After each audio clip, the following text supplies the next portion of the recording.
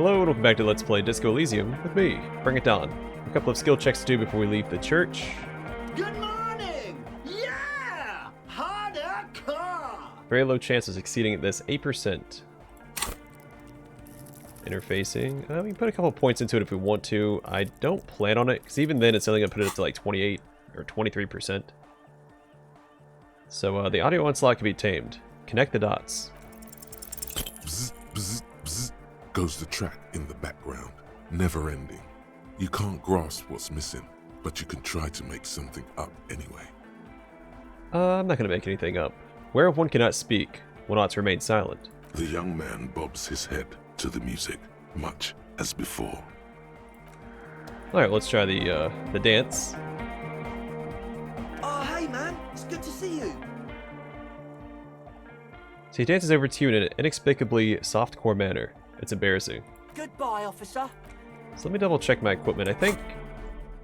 Yeah, no, this is the only thing that gives me composure. Alright, let's try it. Hey man, it's good to see you. No words, just dance. You close your eyes and vacate your skull, leaving your brain to wonder, where did that little fluttering light go? Total darkness. You sink down the darkest fathoms of your own personal deep, vertebrae by vertebrae, through the unformed skulls of your mind. Huh. Voice actor said mind, but it says spine right here. Here it will begin. Where did the church go? Who fucking cares? I like the second half of this one. I don't like the first half. Good. No, not good. Oh. Orgasmic. Where did the music go? Oh, don't worry.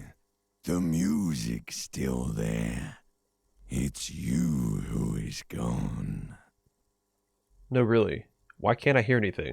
This is a pivotal moment. Try not to piss yourself. Concentrate on hearing. Nothing. Just the immaculate silence of your spinal fluid. Electrified. What was that about unformed skulls? I'm gonna let you in on a little secret. Every vertebrae in your spine is an unformed skull ready to pop up and replace the old one. Like shark teeth. The one you're currently in has a little brain forming in it, waiting for its turn. Not what I would have imagined a spinal cord to sound like. To rule the world. As it ought to be. Where is it? In the spinal cord. What do you want?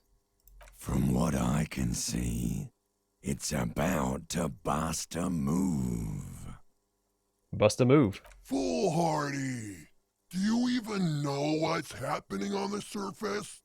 Maybe 1,000 years have passed. Or maybe you started spazzing out like 2 seconds ago. With your eyes still closed, the first thing you feel, all the way back in the pivoting darkness of your own torso, is warmth. You have become a triumph of rhythmoplastics, somewhere in a smelly wooden church on the coast of Revachol. The wounds from the war you waged on your body are healing, twist by twist, turn by turn. As you open your eyes, you should scream, hyper, hyper. It seems appropriate. Alright, hyper. You have become a flawless interlocking mechanism, a flesh and bone approximation of the throb coming from the speaker setup of the one called Eggheads, entirely, rigidly imbecilic, without pity or fear. Look at him go. Free from self-awareness, no deliberation, only, and I mean only, execution. Oh my god! No way! The Speed Freak's would-be leader stands slack-jawed in disbelief at the hardcoreness on display. He whispers to himself. Yes, way. With his reel-to-reel mixer blasting the anthem of a future that will never come, the young man observes your moves for a second. Then blasts into the same hideous pattern, yelling.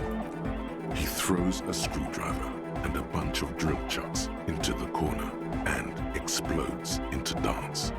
What he lacks in sharpness, he more than makes up for in violent enthusiasm. Turn to his cell. What are you doing?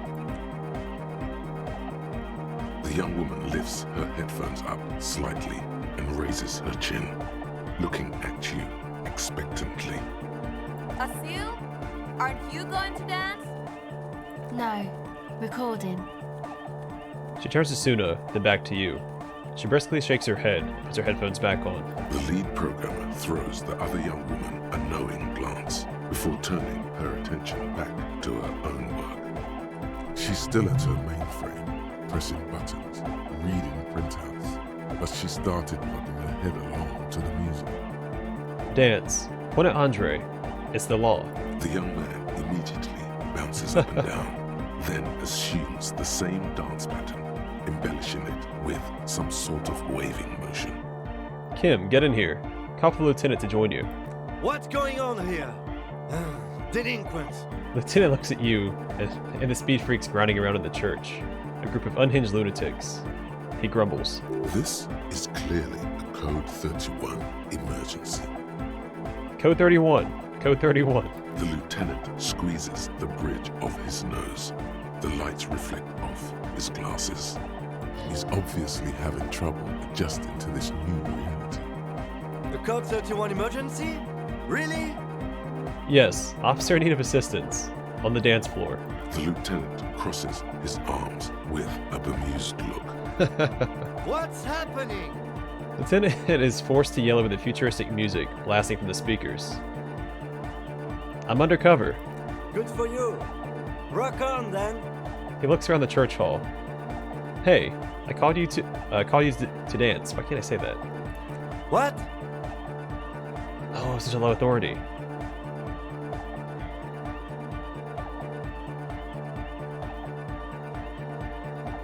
I can't change equipment in conversation, but I can do this. You know, I think it's worth it. Let's do it. Screw it. I know I have two thoughts I haven't started on yet, but I haven't even started researching the one thought because time hasn't passed in so long. It's going to be 2 a.m. forever.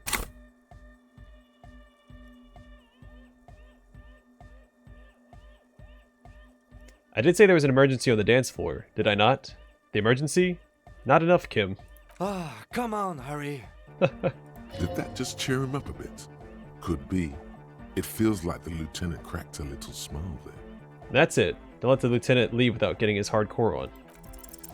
Who's the one in charge? You are.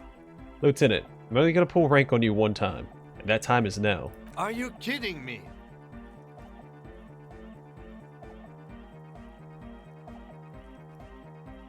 I assure you, I am not. Now get your groove on, Lieutenant. Get my what on? Lieutenant leans closer, able to make out your words over the pumping beats. As I get your gosh darn groove on. Boogie woogie. Sheesh, okay. He backs up with his hands raised in the air, observing the crisscross of your feet. Okay, you psychopath. I see what you're doing there. It's jacked up footwork, plus some... Is that Ubi folk dancing? He adjusts his spectacles, and pops his collar as high as it will go. Nah, it's not Ubi folk. It's hardcore. Yeah, whatever. Lieutenant snorts. You talk a big talk, Lieutenant. Let's see some moves. Oh yeah? I did 15 years in the juvenile crime unit. I can do age inappropriate. Now, check this shit out. The lieutenant begins to heel kick the church floor with such intensity, it's reasonable to fear he'll kick a hole right through it, causing the floor to crack and the pillars to collapse, bringing the church roof down on all of you. It doesn't look like he'd give a shit either. Is there anything more I can do? I want to break the limit. The dynamic motion of your flailing body is bordering on the extreme. you're going off the charts. You feel as if turning on the hyperdrive would be a point of no return. Feels almost melancholy. Are you sure you have the entire posse along for this? Everyone except for Estelle and, well, Suna, I guess. And probably Tiago. Together. Where are you? Here we go again! Hardcore fills the air! The sound above my hair! The what now? The sound above your what? The lieutenant suddenly stops. Above my hair, man! Okay, this is too imbecilic. Excuse me.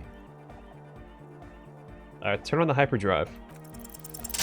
On the coast of the Martinez Inlet, in a small weather-beaten stave church, built 380 years ago by settlers from the Occident, most likely to guard against an anomaly at its center, an officer of the RCM is contorting his body into idiotically rigid shapes as he invents the future of dance music. It's the hardest anyone has ever danced. What is this strange feeling I keep having? This cold. Even now. I am La Revacholière. I am the city. What do you mean, you are the city? I am a fragment of the world spirit, the genius Loki of Revachol. My heart is the wind corridor. The bottom of my air is red. I have 100,000 luminous arms. Come morning, I carry industrial dust and let it settle on tree leaves. I shake the dust from those leaves and onto your coat. I've seen you. I've seen you. I've seen you with her. And I've seen you without her. I've seen you on the crescent of the hill. How are you talking to me? The modulations of my voice are noted down with thermometers and barometers. You feel me in your nostrils, on the little hairs on the back of your neck. I also reside in your lungs and vestigial organs. Everywhere there is space. But who am I? Why are you talking to me? You are an officer of the citizens' militia, Jaunt and Rebut. When you wear your coat, you wear my soul. You move through my streets freely, in motor carriages and on foot. You have access to the hidden places. You also circulate among those who are hidden. I need you. You can keep me on this earth. Be vigilant. I love you. An officer of the RCM is lying on the floor of a small church with his eyes rolled back and his tongue lolling out. Several others are standing around him. He slowly comes to. It's a really funny follow-up to the first paragraph there. Had a good rest there? I don't know about good. Relax! People pass out while partying hard all the time. You're just dehydrated. So, we should get going, maybe? He looks at you with mild concern. Yeah, get up.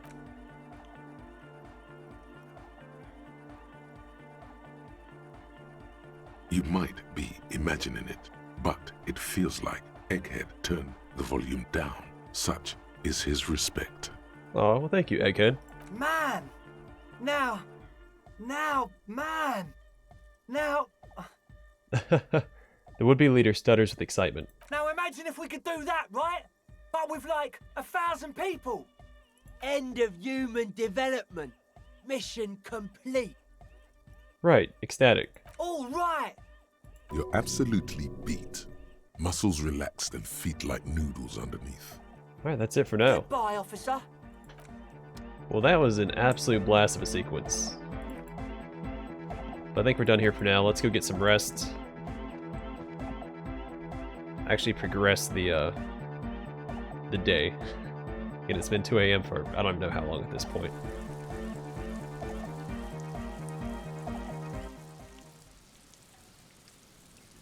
But safe to say it's been 2 a.m. for longer than it should be.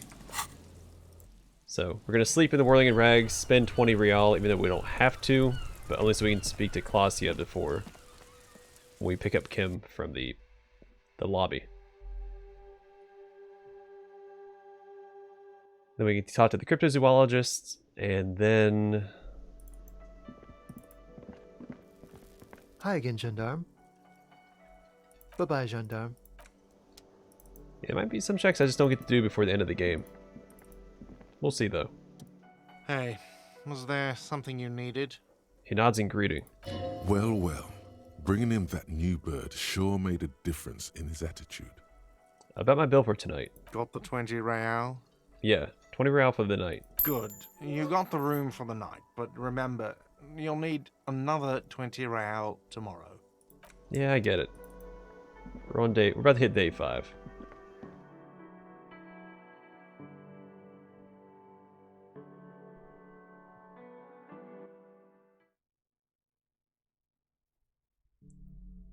Can I go to her whenever I want, or is it locked now? Is she upstairs?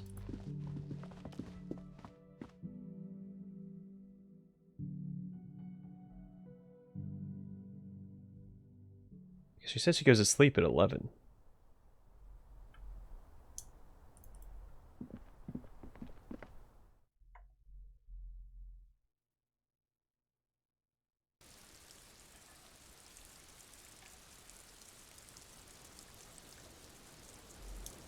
Well, where is she at? I felt like they would have just locked her door. Not just made her not sleep in her room.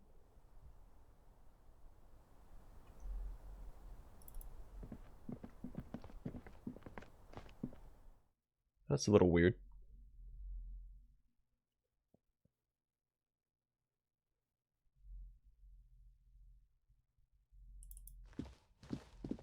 So I feel like whenever I'm doing the conversation, I should swap back to my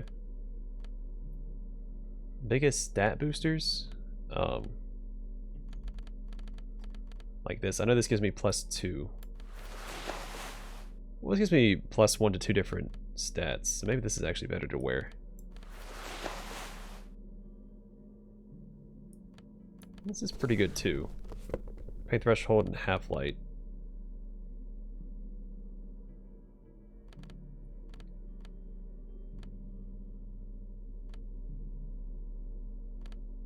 Not gonna worry about it right now. I have more important things to do than pick out my outfit to sleep in.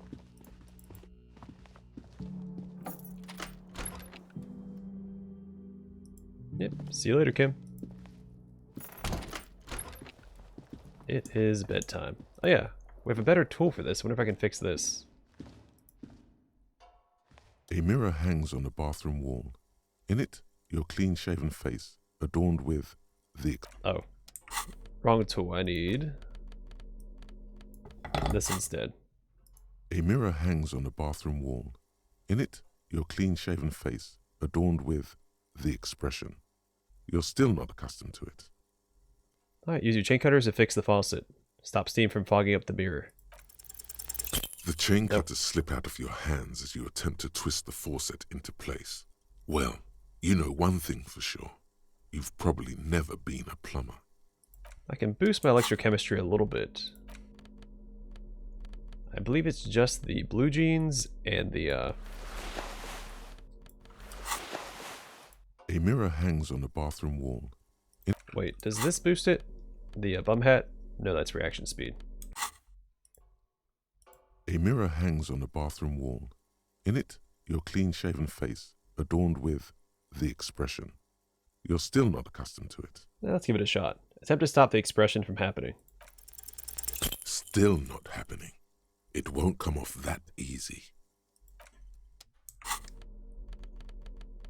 Well, it was worth a shot.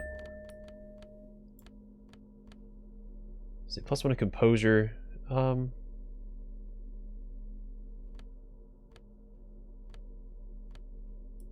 think I'll wear this instead. Even though it looks a little silly. Actually, I'll just stick with the black jeans. Alright, let's go to bed. Enough goofing around. The bed is still cold from the broken window, and not too inviting. But it's yours. You've earned it. Alright, go to sleep. The room behind your closed eyelids is familiar now. The only home you've ever known. Its darkness gathers, The last thing you hear is the wind blowing in through the broken window. Then something comes, a kind of sleep. Like a deftly cast fishing net, sleep pulls you out of the world and into its dark shore. The rough mesh chafes. Tightening around you, it digs into your brain. Great. This is gonna be really chill. How have things been going for you out there? Helped anyone lately? Saved anyone lately? Murdered anyone lately? This bastard isn't even listening to you. Because you know you are a murderer. A disco music listening psycho killer who offs poor people and then forgets about it.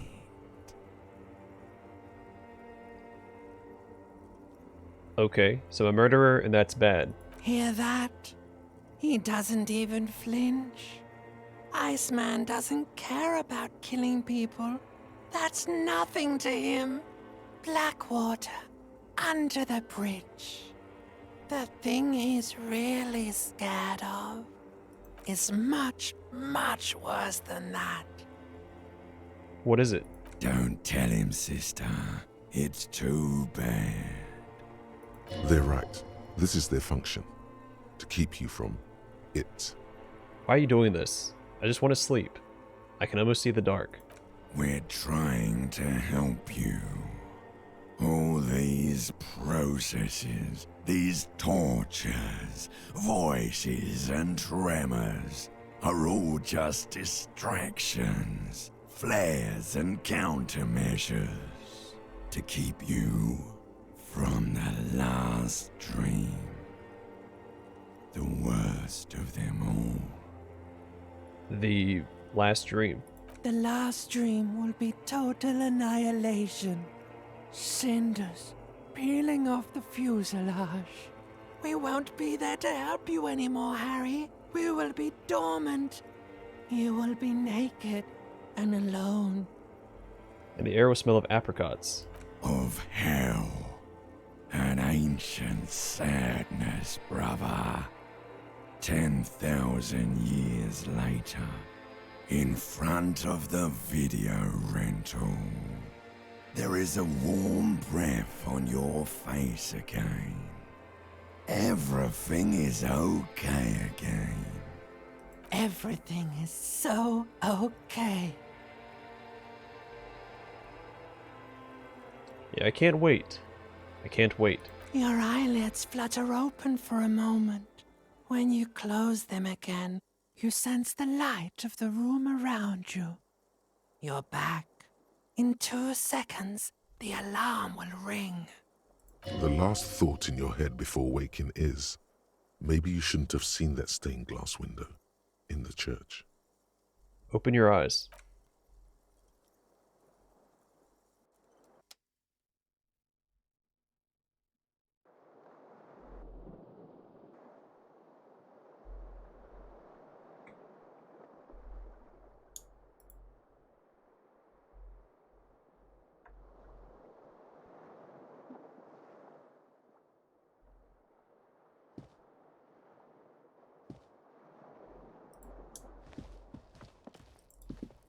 Alright, Harry, let's go talk to Klaasje.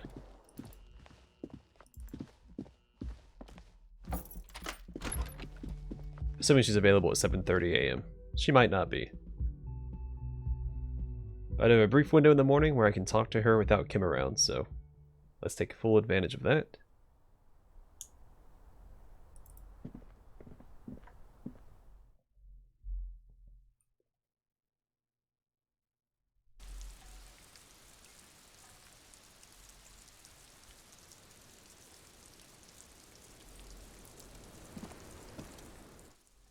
Hello, officer. What brings you up here again? Legs crossed, she leans back against the railing. I found your buoy. It was empty. Just seawater. Oh, Her eyes widen. Did you take the documents? no, of course not. As I said, it would have been too risky for me to use those documents anyway. My employer gave them to me. In truth, I should have destroyed them. She doesn't seem to be lying. She's genuinely spooked by their disappearance. Perhaps the people who are after you took it. They couldn't know where I put it. I'm absolutely sure I was not followed. And I've told no one but you. She thinks for a moment, then shrugs. You mentioned seawater? I was worried I'd been too careless with the latch. The documents were probably just washed away. She waves her cigarette. The words, washed away, sound distant and strange suddenly. Somewhere far away, a dog barks. Why do I feel like you've won here? I really don't know, sir. I certainly don't feel like I've won. I feel like shit, sir. All the time. She takes a sip of her cold coffee. Well, it shouldn't be cold, she just got up. She smiles, a bitter little smile. She means it. But this turned out well for you. You've slipped past all suspicions. Clearly, I haven't. We're having this conversation, aren't we? How well could it have gone, I mean? She looks around. The wet wind, heavy with brine and industrial pollution from the stacks nearby, ruffles her hair. I'm stuck in Martinez just like all of us. I've been up here for... I don't know how long now. I like to call this my rooftop containment facility. What do you Excuse me. What are you contained for then? For my sins, of course. The long-standing sins of a bad, frivolous person. For destroying my first love. For working for bad people. The list goes on and on. Something seems off with this theory I've developed about Ruby. I don't know what to say. It all seems fortuitous for you. None of this is fortuitous for me. The dried flowers on the roof. Could Ruby have left them? These don't fit with anything. The what? Oh, those ones. I don't know, sir. I said I have no idea what to make of them. Honestly, I think they're just trash. As she narrows her eyes. I mean, there's no reason for me to think they're somehow connected to her. Well, that's it then, I guess. She nods, slowly, carefully even. There is suddenly a strange glint in her eyes. Not malicious, but dangerous. Now that Kim isn't here, let's talk about Sunday night. Ah, yes. The night before I saw you in the hallway and reminded you you're a police officer. She pours herself some more coffee. So the first things I remember doing in Elysium. Wow. Elysium. You don't hear that term often. She nods. Did you hear something Sunday night from my room? There was the usual ruckus. Loud disco music. She nods. Did I have any visitors? I can't say. Probably not. Sounded like you were flying solo. You mentioned loud disco music. Oh, yes. Various artists. Ostentatious orchestrations prime among them. She arches her eyebrow, waiting for it to connect with you. Oh, that? Yeah. Whoa. The less said about OO, the better. OO were huge where I come from. I was very young then, of course, like 7. Life gets hard, but we go on. She says, half singing. Yeah, we go on all right. I don't know about that. At around 2 o'clock, the disco stopped and there was a change of pace. What happened? A slow, sad song started playing. Like organ music on repeat. That went on for quite a while. Some of that time you were yelling along to it. Was I singing this? Sure, the empty case of the smallest church in St. Sains. Yes, there was a church in there. A really small church. Like the smallest, saddest church in the whole world. It was about that. And also... What else? That it doesn't matter anymore, and that we're alone now. It was difficult to tell. The song itself was very quiet and soft, but you sounded like a wounded boar, sir. It was hard to understand what you were singing on top of it. When you say wounded, do you mean that in the cool way? Like a wild beast? Yes, it was very cool. It's impossible to say whether she's being sarcastic or really means it. Then what happened? Then you started screaming and trashed the place. Are you sure I wasn't being assaulted? No, it didn't sound like there was a fight. It sounded like someone was trashing their room. She takes a sip of her coffee and smiles. A window was smashed. The tape player, probably. The song stopped. And furniture, too. A real destructathon. There was screaming. Then I think you passed out. Was there anything else? There was. I think you screamed that you didn't want to be this type of animal anymore. I may have misheard, but it was sort of memorable. I went out afterwards. Everything was quiet by then. Around 4 or 5. And that was it. She nods. Thank you. No problem, sir. She feeds herself another cigarette. Alright, well, we're done with that. We'll head back downstairs and meet up with Kim in the next episode. And then the order of events will probably be the cryptozoologist about the locusts. Talk to Everard about his cell. And then I want to go take care of this one task because I feel like it shouldn't take long to do. Yeah, to check out the boardwalk and the island for bullet traces. Then hopefully by then it should be about 10 a.m. we can call in to or call the library about the body on the boardwalk.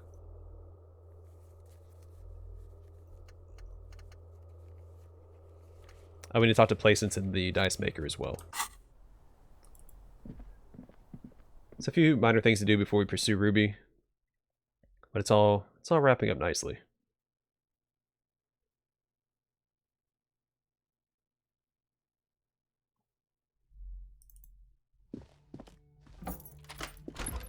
Alright, I'm going to call it here. Next episode we'll go down and meet up with Kim and get our day started. Thanks for watching. See you guys in the next one.